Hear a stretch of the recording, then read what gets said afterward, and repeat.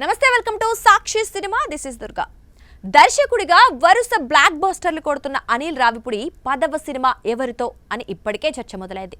కొంతకాలంగా మనశంకర వరప్రసాద్ విజయాన్ని ఆస్వాదిస్తోన్న ఆయన తాజాగా తన నెక్స్ట్ సినిమాపై అప్డేట్ ఇచ్చాడు. చిరంజీవి నయనతార ప్రధాన పాత్రలో నటించిన మనశంకర వరప్రసాద్ గారు మూవీ తాజాగా 300 కోట్ల క్లబ్లో చేరింది.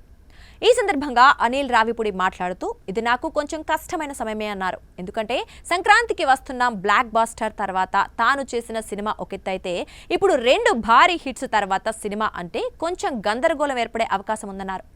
ఏం చేయాలి, ఎలా చేయాలి అనే ఆలోచనలు ఎక్కువైపోతాయని, ఇప్పుడు సరైన నిర్ణయం తీసుకోకపోతే దారి తప్పిపోతామన్నారు. అందుకే 10 రోజులు గ్యాప్ ఇచ్చానని చెప్పారు. తన నెక్స్ట్ మూవీ గురించి తాజాగా వైజాగ్ టూర్ లో ఓ ఆలోచన వచ్చిందని, ఈసారి టైటిల్ ప్రకటన నుంచే ఒక విచిత్రమైన జర్నీ మొదలు కాబోతుందని వెల్లడించారు.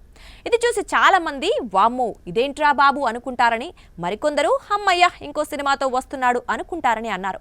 ఖచ్చితంగా ఒక మ్యాజిక్ అయితే జరగబోతుందని, టైటిల్ మాత్రం విచిత్రంగా ఉంటుందని, త్వరలోనే ఆ టైటిల్ ప్రకటిస్తానని చెప్పారు. ఇక ఈ సినిమా కోసం ఇంకా నటీనటులను ఎవరిని అనుకోలేదని, కథ లైన్ మాత్రమే ఫిక్స్ అయ్యాయన్నారు. అందులో ఎవరు చేస్తే బాగుంటుంది, ఎవరు డేట్స్ దొరుకుతాయి అనేది చూడాలన్నారు. అన్నిటికంటే ముఖ్యంగా డేట్స్ దొరకడం కష్టం కదా. జూన్, జూలైలో ఈ సినిమా సెట్స్ పైకి వెళ్తుందన్నారు. పవన్ కళ్యాణ్ ను తాను ఇంతవరకు కలవలేదని, ప్రస్తుతానికైతే ఆయన్నైతే అనుకోలేదని చెప్పుకొచ్చాడు. సాక్షి టీవీ ప్రసారాలను నిలిపివేయటం చట్టరీత్యా నేరం. సాక్షి టీవీ ప్రసారాల కోసం మీ స్థానిక కేబుల్ ఆపరేటర్ను వెంటనే సంప్రదించండి. DTH లో ఇంటర్నెట్ లో కూడా సాక్షి టీవీ ప్రసారాలను వీక్షించవచ్చు.